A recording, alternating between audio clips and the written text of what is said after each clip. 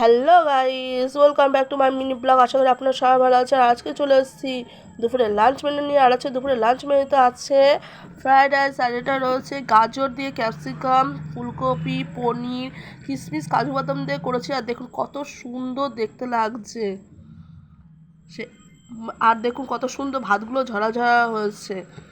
আর রয়েছে আলু ভাজা। আর আমার এইভাবে আলু ভাজা না সেই লাগে বন্ধুরা, ভাত দিয়ে খেতে গোল গোল করে চাকা চাকা করে। আর রয়েছে আমার প্রিয় বেগুন ভাজা। আর আপনারা কে কে বেগুন ভাজা খেতে পছন্দ করে তা আমাকে কমেন্ট করে জানাবেন। রয়েছে চিলি পনির, ওফ আমার ফেভারিট একটা ডিশ চিলি পনির। আমার এত ভালো লাগে কি বলবো বন্ধুরা, বলে বোঝাতে পারছি না।